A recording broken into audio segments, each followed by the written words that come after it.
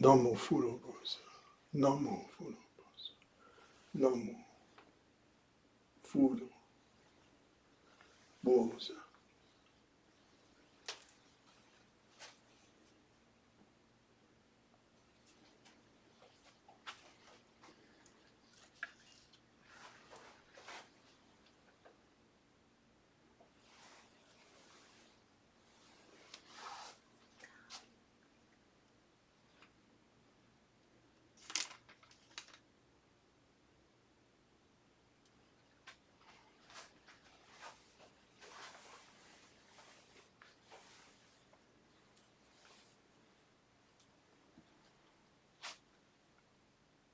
Kanji Saibosa. Kanji Saibosa. Kanji Saibosa.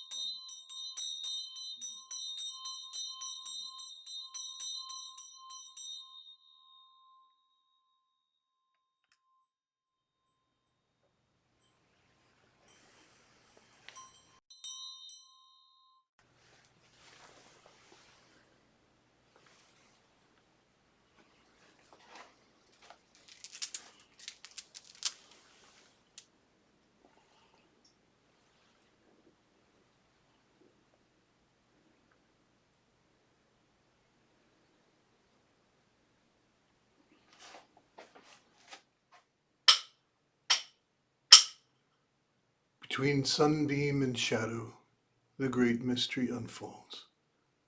Make life your treasure.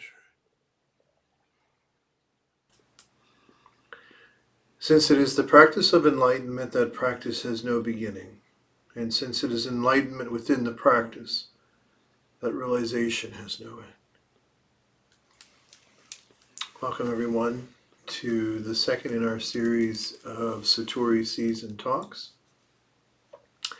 And tonight we're going to continue what we began last week with, which is honoring my Jewish and Christian roots. And doing that because we are entering into the national holiday of Christmas. So last week I took a passage from the Psalms. And this week I'm going to take a passage from John 10:10. And before I give you the passage, I just want to say something about a mentor of mine who recently transitioned, crossed over. And that person was John Shelby Spong. Excuse me. John Shelby Spong was a priest and then a bishop in the Episcopal Church in the United States. And a huge, huge influence in my life, both as a priest and as a theologian. I had the pleasure of meeting Bishop Spong while he was still the Bishop of Newark, the Diocese of Newark in New Jersey. And a friend of mine who was going through a difficult time and was seeking to find a job essentially in another diocese, we went down to see Bishop Spong. And Bishop Spong was just so kind to this man and so understanding of what he was going through. And I was just so impressed with him as a priest. And then I began to read his books. I remember one time when we were together, I said, I began reading you way back with his first book, Honest Prayer. And he says, wow, you really have been with me a long time. And so his books are well known in the theological world. He's had a number of bestsellers on the New York Times. He was the kind of guy that was on Phil Donahue and Bill Maher. And part of it was because he was a bit of a maverick. He was a very strong proponent for the ordination and the ministry of women in the church. And he did the same thing for the gay and lesbian community. And so he was always a strong proponent of being there for people, but also a wonderful theologian.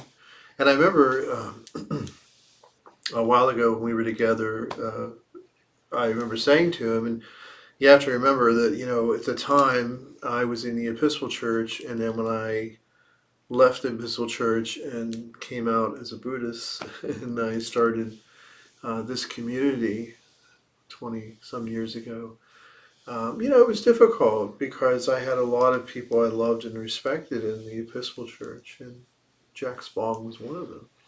And so I think they were very kind and understanding of my need to do what I needed to do. But I think they also always wanted to have me back, which was very sweet. But I remember, saying to Jack one time, his theology seemed very Buddhist to me. And he admitted that. He admitted that there was a lot of wisdom that he was getting from that tradition. But for him, Christianity was his home. That was the place where he found his own path of oneness. But he honored mine. And the last time we were together was at a retreat at Kirkridge in Pennsylvania, a retreat center. And one of the greatest joys of my life was when he asked me if I would write the liturgy for our retreat weekend. That was a real thrill for me. And likewise, at the same time, he was trying to say he had the perfect church for me to come back to. So he passed recently. Great writer, great theologian. And his favorite passage is the one that I'm going to talk about tonight a little bit. And that was John 10:10. This was his favorite passage in the whole Bible. And the passage is, I have come that they may have life, and that they may have it more abundantly. So for him, this was the essence of the message of Christ. That is the whole point, that they may have life and have that life in abundance. And I also truly love that passage. And when I look at it through the transcendent eyes of oneness, what does it mean? Well, for me, I have come that they may know or may have. I think of that as, all the teachers that have awakened to the oneness of all life, and all of them that have come to give us this word of liberation and help us to live our lives fully. The popular phrase is to have our best life. And I think that all the great teachers, all the great sages have done so. And certainly I have devoted my life to hopefully sharing that same path, that same way. So I think that first part is that, all true teachers come to bring life. All true teachers want us to have what we say, we call it the Bodhisattva's way of life, which is to live fully, love freely, and give completely. To me, that is the abundant life. To me, the abundant life isn't really about things. To me, the abundant life is about those three foundations. And what does it mean to live fully?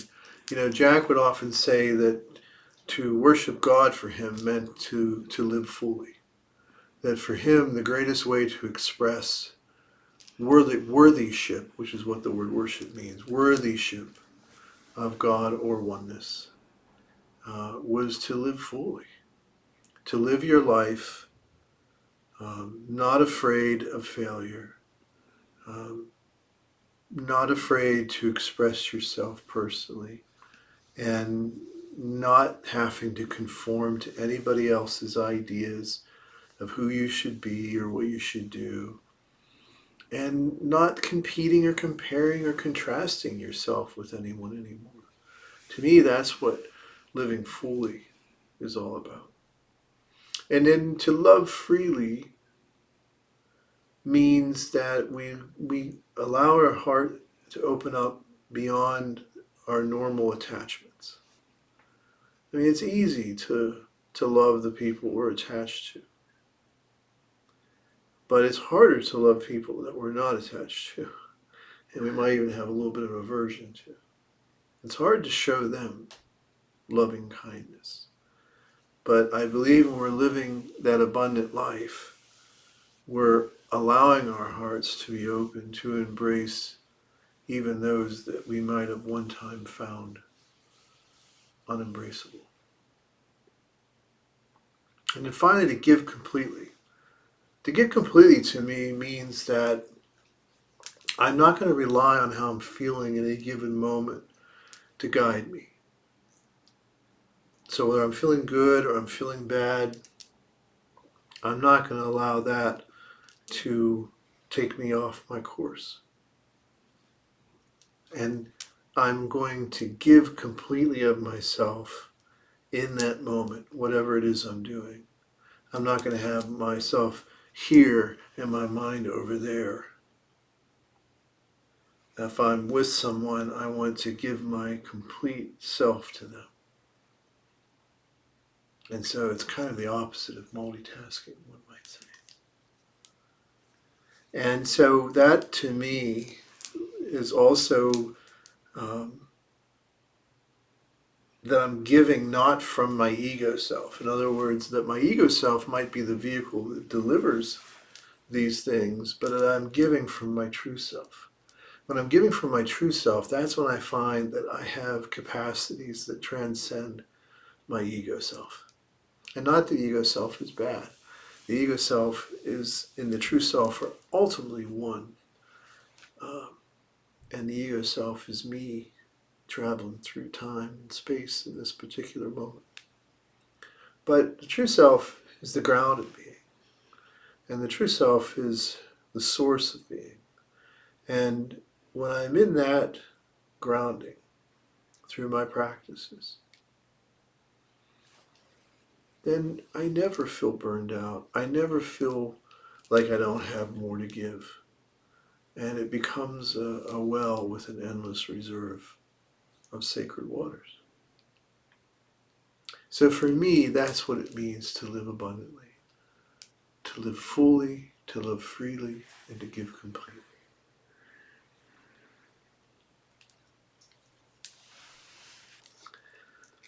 The moment we receive true and trusting, solid and clear like a diamond, infinite light and life embrace and protect us, liberating us completely. Let us say together the four immeasurable vows. Sentient beings are numberless, I vow to liberate them. Delusions are endless, I vow to end them. The ways of compassion and wisdom are boundless, I vow to embody them. The way is unattainable, I vow to attain it.